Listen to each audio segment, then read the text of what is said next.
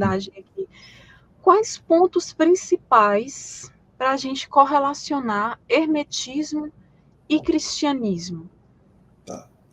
Eu vejo que, inicialmente, a ideia da filosofia em si, né? A filosofia, o pensamento da filosofia dentro do território do helenismo, né? Especialmente do helenismo, eu vou começar pelo hermetismo, como a gente comentou, daqui a pouco a gente volta para a questão mais neolítica até.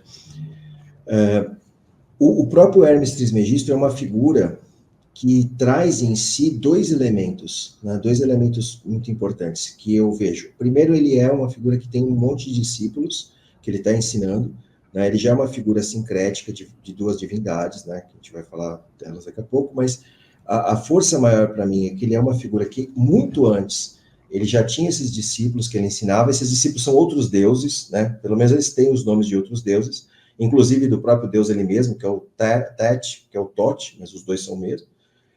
Ele dá aula para Asclépio, que é a divindade da medicina. Isso nos textos que a gente tem no Corpus Hermético, ele está explicando justamente para os discípulos dele, né, fazendo por comparações sobre o reino celestial, né, o reino melhor, né?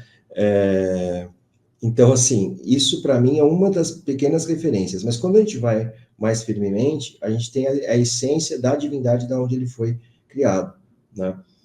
Então, as comparações dos próprios cristãos a respeito de Hermes Trismegisto, o Hermes 3 vezes grande, né, já tinham sido feitas pelos pais da igreja para falar, e até pelo próprio Giordano Bruno, que eu citei anteriormente, para dizer que aquilo era uma premonição, digamos assim, do que se tornaria o cristianismo, certo? Então, eles falavam, olha, ele está falando que ele é 3 vezes grande porque, de certa forma, ele sabia que Jesus viria, e Hermes é considerado uma pessoa e é considerado um deus no hermetismo.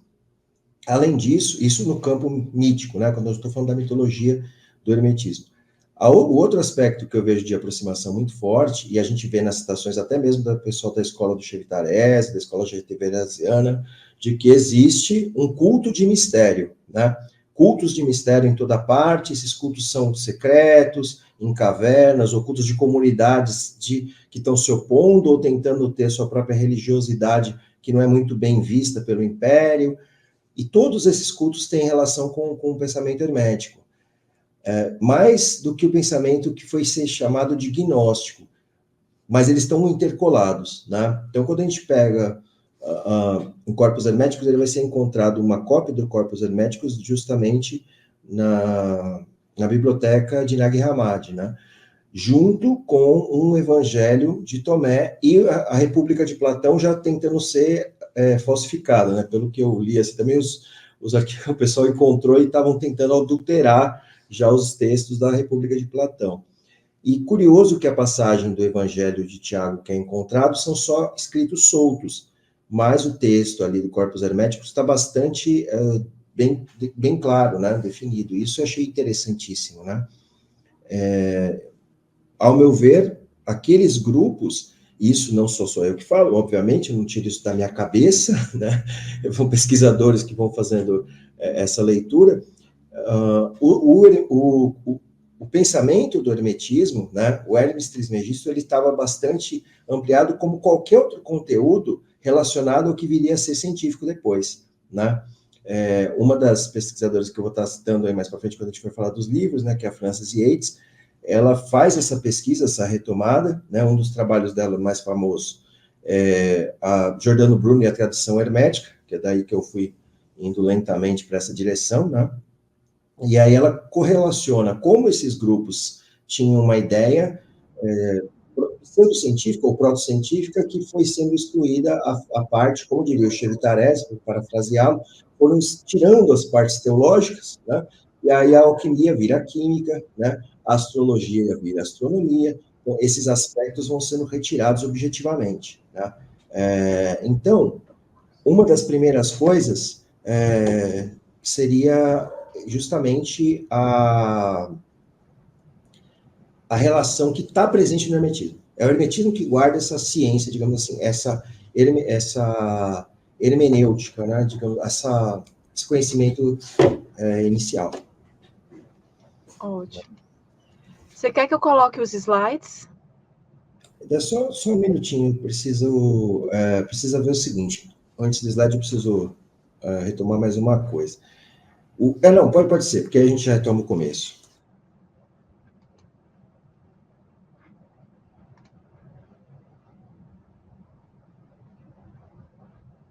Pronto, adicionei aqui os slides na tela. Aí esteja à vontade para passar, Glaucio.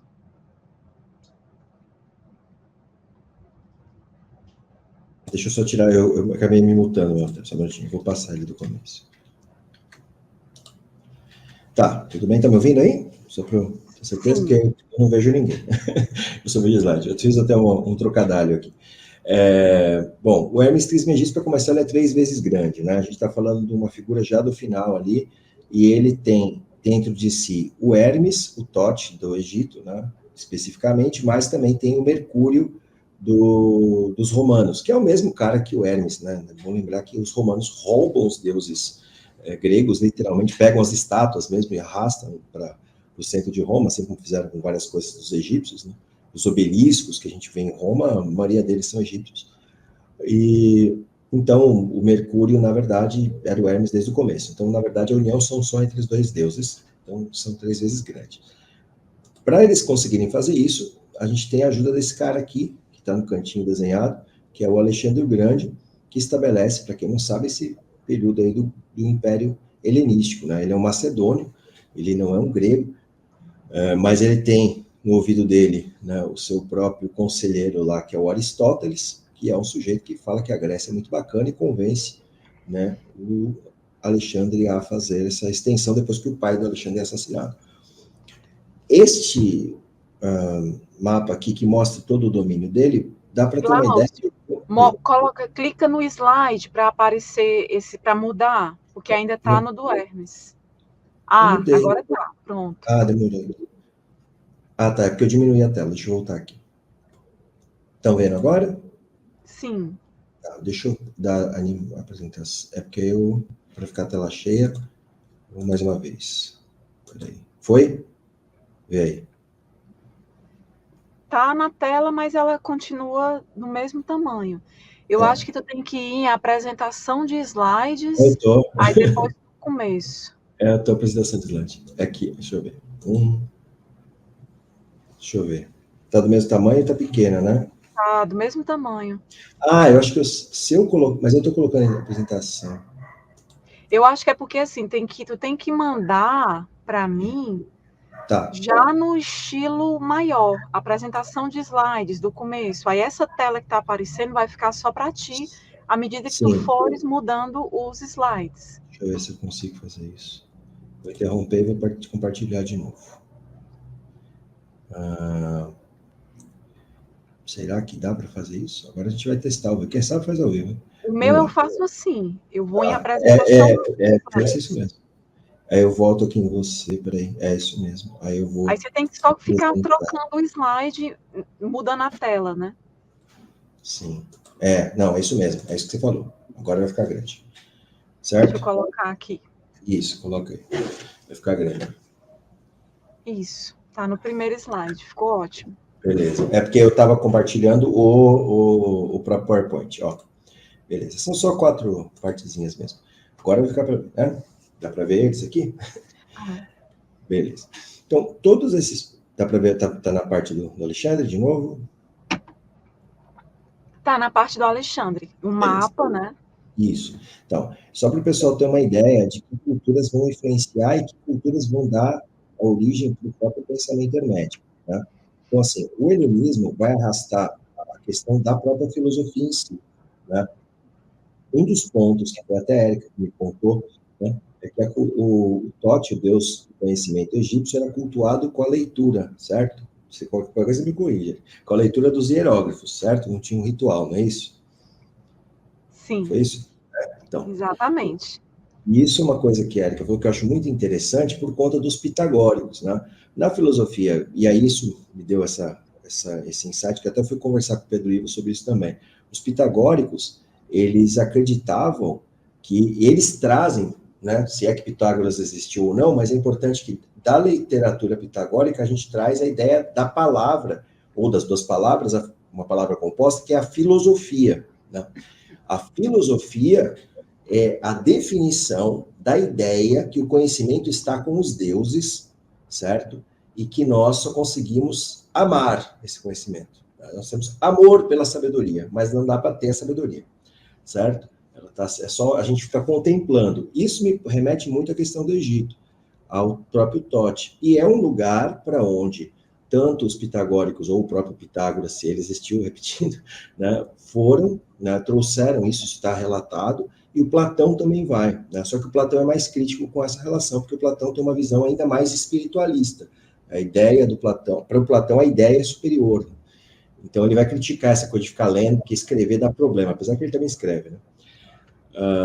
Então, isso para mim é importante, por quê? Porque o Tote, ligado ao Hermes, o Hermes, ele é a interpretação da voz dos deuses, tá? Dentro da própria mitologia. Ele é o intermediário entre os deuses e os homens. Ele é tanto o intérprete da palavra de Deus, de Zeus, no caso o pai dele, quanto ele é também essa palavra. Ele é o Logos, ele é o Logos. É daí que vem a palavra mesmo do Logos, da lógica, certo? E a fala também, né? A palavra de Logos também no grego tem um sentido de falar, né? De criar essa relação até porque nessa época aqui ninguém tem noção de que é ar saindo do pulmão, tá, gente? É só lembrar. Tem gente aqui falando que o vento é um espírito. Então, não é incomum de se acreditar que falar é parte do seu raciocínio lógico. É um período em que não tem o conhecimento científico que a gente tem hoje com relação ao cérebro, coração e pulmão. Tá? Só para começar. Até, inclusive, a pulsação achavam que era ar no nosso corpo. Bom, o Hermes, além disso, né, eu vou colocar agora um pouco uma questão no próximo slide, só para vocês terem uma ideia. A palavra do nome de Hermes tem 3 possibilidades, tá? São 3 teorias que aparecem, né? A primeira aqui é derivado simplesmente de interpretar, né? De intérprete, né? A segunda da própria lógica em si, né? E a terceira é de um monte de pedras onde ficavam os deuses em cima, tá? Então, assim, isso tudo cria um conflito onde estávamos pensados, né? A gente vai falar um pouco disso porque mais para frente, que é quando eu citar os autores mesmo que vão falar de cada uma dessas coisas. Então, o nome dele tem 3 origens que etimólogos e historiadores estão ainda pesquisando. E o próprio personagem talvez seja muito antigo, mais antigo que a crença no Olimpo, mais antigo que os titãs, porque os titãs na história ali talvez sejam deuses anteriores aos próprios deuses gregos, né? A gente tem algumas evidências, como, por exemplo, as eríneas, no grego, que são as fúrias, né, no latim, no romano, que são as protetoras do matriarcado. E o matriarcado grego, a gente sabe que é mais antigo que o patriarcado grego. E há conflitos entre essas duas forças. E as eríneas estão com os titãs. Então, todas as divindades titânicas ali são ressignificações de divindades antigas, matrilineares, que foram desaparecendo na Grécia, né? Então, e o Hermes aparentemente já estava ali antes, né, no período até neolítico, talvez, tá? O culto a Hermes. O culto a Hermes que vem dessa figura que eu vou trazer agora para frente aqui, tá? Uma dessas figuras aqui é Hermes, né, carregando um cordeiro, e a outra foi encontrada, está no túmulo de Domitila, tá? E que é o bom pastor, tá? Ambos são figuras do bom pastor. Só que ambas são partes dessa ideia aqui, tá? Esse é um Hermas, um monte de pedra onde tem um deus em cima. Então tem gente que acha que o nome de Hermes vem por causa desse monte de pedra que está aqui embaixo, tá bom? Beleza? Então a parte inicial que eu estou falando é disso para a gente começar a entrar no mérito, tá? Então o que acontece aí? Por que essa pedra é importante, né? Parece que não tem muita referência. Existe no século II um sujeito que é o bom pastor, tá? Ele é o pastor de Hermas, tá? E eu, como falei na live que eu tive feito com o Cris sobre isso, ele tem um texto canônico. A igreja aceita o texto do bom pastor como inspirado por Deus, apesar de não estar na Bíblia, tá? A tradição religiosa concorda. Quem é esse bom pastor? Ele é o pastor de Hermas. É isso. O nome dele é esse. tá? E a história conta que ele era um escravo, que se libertou, e a história é mais ou menos escrita entre o século I e o século II, tá? Mais ou menos no mesmo período em que estão se escrevendo os textos do Corpus Hermético, entende? Então, essa relação desse nome, quem vai falar que ele é um sujeito real, que é a parte que eu vejo que é mais interessante, que é o Orígenes, né? Mas antes de eu falar dessa questão do Orígenes, eu queria voltar de novo no Hermes. O Hermes vai se juntar... Não, essa pedra aí é do século IV a.C., essa forma, é bem mais antiga, século IV a.C., por aí. Tá? A imagem também do cordeiro, que está com o cordeiro nas costas do lado direito, ela é do século IV também, tá? Antes de Cristo. E a que está do lado esquerdo é do túmulo de Domitila, tá? Que é o Bom Pastor também. Só que esse Bom Pastor é esse irmão do Papa Pio I. Glaucio, a Domitila Flaviana, não é isso? Flaviana já é Flaviana.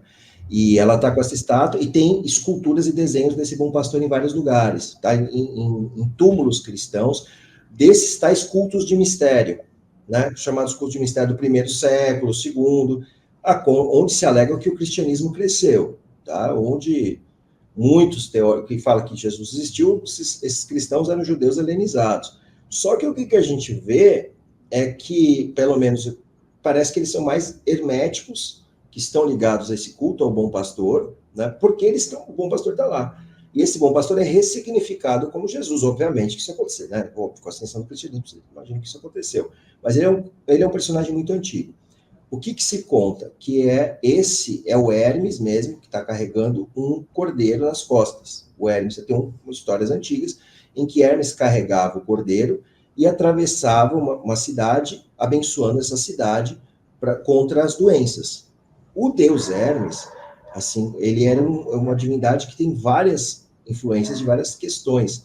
Ele não é só o mensageiro dos deuses, como ele é o intérprete dos deuses, como ele cuida do banquete de Zeus, né? Então, ele cuida para que os deuses tenham um banquete. E aí, às vezes, eu relaciono isso com Platão e o Fédon, né?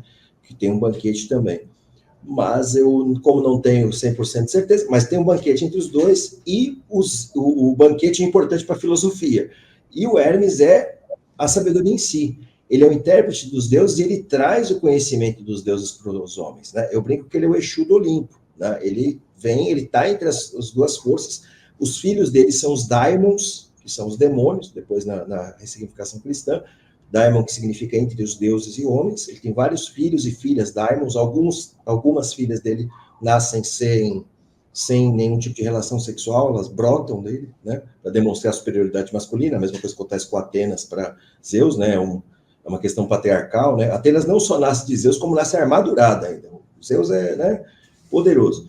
Então, isso acontece com Hermes também. E o Hermes também é visto como um demiurgo em muitos momentos, tá, para alguns contos, né, que é um construtor da materialidade onde a gente está inserido, que os gnósticos, e é bom lembrar que esse termo é muito moderno, né, ele não acontece no meio né, os que se dizem lá do gnosticismo vão falar que a gente está preso no mundo material e esse mundo espiritual é o que a gente tem que acessar. Tudo isso vem do platonismo, vem do Egito, né, e aí o Egito transfere para a filosofia, e a filosofia usa a palavra do Logos, que é o próprio Hermes, para isso, né? Então, esse é o ponto que eu vejo mais central. Agora, o que acontece? O Hermes tem esse outro nome, que é o do Hermas, né? O Hermas, que é a pedra. E aí tem lá um grupo de historiadores que falam, essa pedra, na verdade, não é a pedra sobre construir essa igreja, não, é a pedra que está a cabeça do Hermes. Tá? Então, está a cabeça do Hermes, e o cara fala, não, na verdade, porque tem em cima da pedra, vem esse nome. Só que muito interessante. Aí a parte que me pega é que o Orígenes vai falar desse bom pastor. Então me parece que a coisa está sendo inventada. A impressão que eu tenho, óbvio, né? Tem lá a divindade, tem o Hermes Trismegistro, e tem a ideia de que o nome vem de Hermas, né? Então tem lugar que vão chamar de Hermas e tem lugar que vão chamar de Hermes. Eu já achei escrito Hermas Bom Pastor e Hermes Bom Pastor para a divindade, não para esse irmão do Papa Pio I. Sim, porque dizem que esse bom pastor, não estou falando de Jesus, estou falando do irmão do Pio I, que escreveu o texto por volta do segundo século. ele tem 3 testemunhas que dizem que ele tem um irmão, entendeu? É isso, ele precisa de testemunha para dizer que ele tem um irmão, que é esse cara, que a gente não acha ele direito. E o próprio Pio I, ele tem escritos da igreja que dizem, e tem um pesquisador, que a Annelise me passou agora recentemente, que acredita que tanto o Pio I quanto um grupo de pessoas dentro ali de Roma eram parentes que tentaram conspirar contra os flavianos, né? E contra o Nero. Então, e o Pio I está incluso dentro desses nomes. Então, quando a igreja ressignifica os primeiros papas, que segundo, de novo, a própria escola Cheviterese, é para não tomar bronca do Cheviterese depois, a própria escola Cheviterese vira e fala, olha, não temos quem que estava lá no primeiro século, não sabemos. Então, quando eles têm esse nome dos primeiros papas, a gente vê que eles estão muito próximos ao Império Romano. Não se sabe como chegou lá no primeiro século, mas, curiosamente, esses papas têm ligação com os patrícios romanos, nem com o Senado, é com os patrícios, com os grandes nomes de principados e imperadores romanos, entende? Então, eles são da família da realeza de Roma, que é o caso do Pio I, segundo a biografia da própria igreja. Vou repetir, não sou eu que falo, é Roma que fala. Se vocês reclamarem, vocês vão ficar numa fogueirinha aí na estaca, tá? Não sou eu que estou falando, para não falar que sou eu que falei. Né? Parafraseando o Francis também, que ele fala, não fui eu que falei, também não fui eu que falei. Né? Isso eu acho curioso, porque esse Hermas, o Orígenes fala que ele é citado na Bíblia. É a parte que eu costumo guardar, porque eu acho ela interessante. O Hermas, que é, para mim, Hermes, porque ninguém tem prova desse cara, a não ser a própria Bíblia, é citado na Bíblia. Ou seja, o homem-pedra está citado na Bíblia, certo? E ele fala que está citado em Romanos, tá? Deixa eu pegar aqui parte de Romanos aqui que está anotado. Romanos, capítulo 16, e no verso... Aqui, eu sei que é 16, agora... Ele está citado em 16, 14, né? É isso mesmo. Você consegue abrir aí para mim, Romanos 16, 14? Se tiver uma Bíblia no caso, deixa eu ver aqui, Romanos... Capítulo 16, versículo 14. Se tiver qualquer Bíblia que estiver aparecendo. O que o Orígenes fala, e é que o Hermas, irmão do Pio I, está citado nesse versículo, tá? Há uma controvérsia dentro da igreja, tá? Não é um essa inscrição aqui, o Glaucio, saudai a Assíncrito, a Flegonte, a Hermas, a Pátrobas, a Hermes, exato. E aos irmãos que estão com eles. Então, mas tem Hermes e Hermas no verso. Tem Hermas e tem Hermes, nessa aqui que eu abri. Então, boa pergunta, e aí? Por que eu falo que o Hermas está lá e o Hermes não? Entendeu? E os dois estão na mesma frase. Quem que é esse Hermes? O Hermas é o irmão do Pio, mas e o Hermes? Por que não é alguém relevante? Entende? Romanos capítulo 16, né? Versículo 14. Exatamente. Romanos 16, versículo 14. Vou escrever aqui no chat para o pessoal pegar. Aí, o que acontece? Essa passagem, ele alega que é prova, né? Prova de que existe objetivamente esse irmão do Pio I, que escreveu uma carta. Só que esse cara é chamado de bom pastor, ou pastor de Hermas, entende? Então é simplesmente uma apropriação do nome. É um personagem que ninguém nunca viu, mas tem 3 pessoas que falaram que viram, igual as 3 pessoas que viram Maria aparecer lá em 1917, lá para os 3 pastorzinhos, a mesma coisa, os 3 segredos, né? 3 vezes também, eles adoram 3. Então, tem 3 testemunhas que viram. Para que você precisa de testemunha para falar que você tem um irmão, Érica? Entendeu? Por que precisa falar, não, é verdade, eu tenho irmão mesmo, então eu estou sabendo que tem. Para quê? Sabe? Não, inclusive, ele está aqui, enquanto o Papa saiu, eu vi ele aqui cuidar. Os textos são tipo assim, né? Eu vi que ele estava aqui cuidando de Roma, eu sou testemunha que ele estava. É uma coisa muito. Quem sabe o João Carvalho? A gente chama. Vou puxar a orelha do João Carvalho para ele vir. A gente conhece ele. Então, assim, o que eu vejo é que tem essa relação do Hermes ser uma dessas figuras que estavam tentando transformar, né? Porque ninguém tinha um plano fechado do que iria ser o cristianismo, entende? E o hermetismo já era uma coisa que passava em toda parte por causa da filosofia, por causa da ideia, da paideia, né? A paideia era aquele princípio de você educar as pessoas, elas se construírem, era até como educar as crianças, né? Era meio isso, né? Então, assim, o Hermes, a influência que ele tem sobre a cultura vem da filosofia, né? Vem da filosofia. Sim, tem um monte. Sim, Francis, com certeza. A lista é grande de deuses que vão ser abraçados, né? Apolo, Dionísio, outro também que o próprio Hermes ataca, que é crucificado, né? Que é o Prometeu, né? O Prometeu é crucificado por dar o fogo para os homens, fogo que Hermes inventou, é bom lembrar como é que ele ousa pegar o fogo que ele inventou e levar para os humanos do irmão dele, né? Que é o Epimeteu, que cria os humanos, né? Prometeu criou os outros animais e tal, né? Então, assim, tanto o Hermes quanto o... E aí pode ser que tenha até uma simbologia, porque tem o fogo envolvido, que é o Espírito Santo, né? Não sei, mas o sacrifício de Prometeu na cruz é piorado fortemente por Hermes, né? Em Prometeu acorrentado, Hermes vai constantemente escutar o que está acontecendo e como que Prometeu está negociando. Prometeu ele é acorrentado por dar o fogo para os homens, um resumo rápido. Vem lá a águia e come o fígado, né, de Prometeu, e o fígado regenera, né? Como o fígado regenera, ele vai se recuperando, né? Eles já sabiam que o fígado regenera, uma coisa interessante. E aí o Hermes vai ouvindo as negociações, as formas como ele está tentando escapar, e o Hermes vai e conta para Zeus e vai piorando a tortura, né? Então tem uma relação de expurgar o pecado muito parecido com o que acontece com Jesus. Então tem incorporação disso também para o imaginário popular, né? Esse que é o ponto central, exatamente. Tem um arrebanhamento de divindades que são somadas ao redor para chegar até Jesus. Isso, de fato, Francis. Eu estou falando mais do Hermes para lembrar esse aspecto desse personagem, né? Como esse personagem chega dentro do imaginário do cristianismo. E a parte que me toca majoritariamente, Érica, é a questão dos cultos de mistério. É essa parte onde eu fico mais mexido, porque haviam cultos secretos que Roma não queria ver, que não queria permitir, que tinham diversas divindades, coisas e tal, e o hermetismo estava ali, né? Isso é constatado arqueologicamente, como está falando dos pergaminhos de Nag Hammadi. O pessoal estava lendo, isso junto com um monte de outras coisas. Então, quando eu escuto, ali naquela catacumba tinha um Jesus, que era esse, por que é esse Jesus? Aí a gente vai ver a pessoa com um pastor, com uma ovelha nas costas, com um cordeiro nas costas. Entendeu? Então foi um cristão que pintou?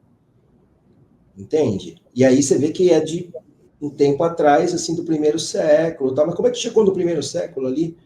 Jesus chegou tão rápido em Roma, como é que... são dúvidas, né? Não dá para ter umas respostas inteiras, tem quem já vai falar que a resposta é outra coisa, mas hoje eu não vou polemizar para esse lado, né? E a palavra mistério tem a ver com a mesma coisa do hermético, né? Que é fechado. Hermeticamente tem a ver com a mesma palavra do que é fechado. Claro, no caso hermético é fisicamente, porque haviam poções e outras substâncias químicas que eram fechadas literalmente com o símbolo de Hermes. Então, esse é um dos outros elementos só que isso foi levado para a ideia de culto fechado também. Glaucio, e por que esse epíteto, Trismegisto? Então, era de 3 vezes grande, né? Muita gente arrastava... Assim, tem várias teses, é muito comum, tanto na Pérsia quanto em Roma, a ideia de 3 seria uma coisa especial, ou tinha uma aparente... era uma aparente, como fala, superstição, né? Mas normalmente eles colocavam 3 divindades juntas, né? Tem o caso do Rômulo, né? Que é um dos exemplos também, que outra divindade, falando de um cara que também virou Jesus, Rômulo morre, o fundador de Roma morre, some, mas uma testemunha viu Rômulo saindo da cidade armadurado, falou, estamos tranquilo, estou bem, eu morri na tempestade, mas voltei, estou indo lá me encontrar porque eu vou virar um deus, inclusive eu vou virar aquele deus Quirino lá dos Sabinos, não o professor Sabino, tá? Tem um povo chamado Sabino, lá na Itália, talvez de onde veio o sobrenome dele, provavelmente. E aí, tinha uma divindade chamada Quirino, e ele falou, aquele Quirino lá, eu vou virar aquele deus lá, fala para eles que eu vou virar esse deus, tá tranquilo. E aí tinha 3 deuses também no templo, né? Tinha uma deusa também, e eles retiraram a deusa e colocaram o Quirino no lugar, né, no lugar de Zeus, se não me engano, acho que é Zeus e Hades, e aí colocaram a deusa, tinha Vênus, eles tiraram e colocaram o Quirino no lugar, porque agora ele é Rômulo. Então, agora, provavelmente alguém estava querendo colocar alguma estátua em outro canto que não gostou, com certeza, e trocou, né? E aí inventou toda essa história. Mas, enfim, isso também é retirado também para Jesus, né? E aí ele é 3 vezes também. Então, eu vejo, não sei, é uma suspeita que no imaginário sempre tem esses 3 deuses, né? O Trismegisto, ao meu ver, ele já é 3 deuses, ele é Hermes, ele é Mercúrio dos romanos, tem toda uma tradição de chamar de romano Trismegisto. Tem o Tote, né? O Tote egípcio. Exatamente, que é o mais antigo. Não, ao meu ver, mais antigo e a base dos outros 2 nas outras... É um sincretismo, né? É um personagem sincrético. Sim, é misturada. E essa questão do 3, por ser um número que esteja relacionado ali à perfeição, né? É um número sagrado, o equilíbrio. A Libra lá na balança, né? Que tem uma ponta no meio do... sim, tem. É verdade. Traz um equilíbrio entre os... provavelmente tem muito a ver com essa questão. O Plutarco que é um personagem muito citado, né? A questão do Plutarco é muito arrastada desde o século XIX, né? Depois do pensamento do Bauer, né? Quem lembra muito disso é o próprio Engels, né? Com o Bauer, no embate com o Bauer. Né? É que o Bauer que vai falar que Jesus não existiu e o Engels fala, mas tem uma comunidade lá, né? Que ele chama de cristianismo também. Aí ele vai lembrar que essa comunidade também é influenciada pelo pensamento do Plutarco. Né? Plutarco talvez tenha sido um dos grandes influenciadores, inclusive nos evangelhos, no Evangelho de Lucas e no Atos, né? Os apóstolos. Na verdade, essa questão do 3 já vem lá desde o Antigo Egito, né? Você vê as tríades, a gente tem a tríade tebana, a gente tem várias tríades de divindades, né? Então, também, né? já tem muito isso. Ísis, Osíris e Horus, né? Santíssima Trindade. Uhum. Então, eles pegaram... então, na cabeça das pessoas já estavam, né? Por toda a expansão do helenismo, né? Aí ele ao meu ver, essa ressignificação vai acontecendo várias vezes, né? Então, você na sua concepção, assim, você vê que os gregos adaptaram essa questão do Thoth, observando ali aquelas escolas iniciáticas no Antigo Egito.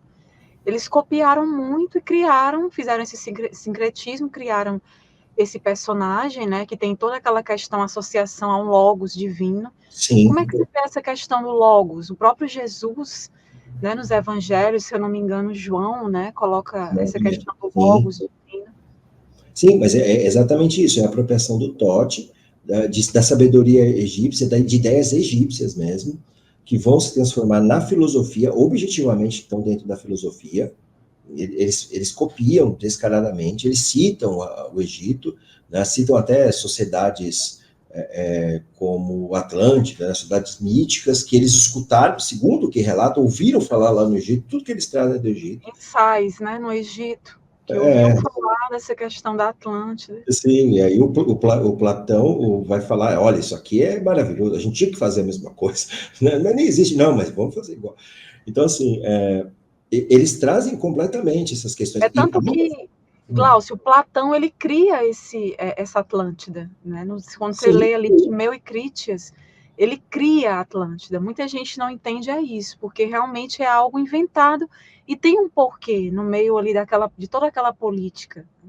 Uhum. Sim, ele na verdade, ele está criticando a democracia por conta da morte de Sócrates, né? Em essência é isso, né? O historiador Hobsbawm brinca com isso, ele fala, porque o Platão, ele ataca Atenas e exalta Esparta, né? Porque a Esparta todo mundo come em conjunto, as pessoas são mais solidárias, não tem essa ganância, que a democracia todos, cada um pensa em si mesmo, né? Então, porque o rei filósofo, para ele é um divisor de bens, né? O rei filósofo nem vai ter nada, inclusive todo mundo pode pegar as coisas do rei filósofo, porque o rei filósofo, né, que é a ideia do Platão, é que tem um rei comandando, né? Para quem não leu Platão. E aí e nisso o Hobsbawm brinca com ele, fala, só que em Esparta você não ia poder falar, né? Não ia poder ter filosofia, você não ia poder discutir, não ia ter democracia, né? Você ia ser obrigado a seguir o exército e ir embora, né? O Pedro Ivo do Ateu Informa, né? Ele brinca muito que o Aristóteles é o Platão que deu certo, né?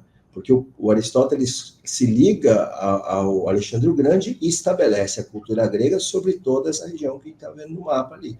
Só que é um macedônio que faz isso, tanto que o Império Grego fica distante e ele estabelece essa correlação, que, ao meu ver, é o que abre as portas para esse sincretismo, está trazendo conhecimento no geral. É aí que é a parte que eu gosto de bater um pouco.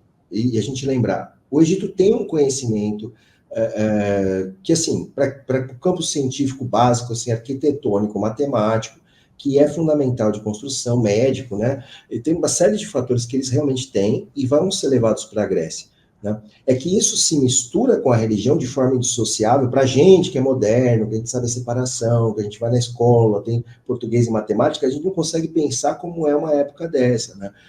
Então, assim, a gente tem que olhar para aquele contexto no seu período histórico, né?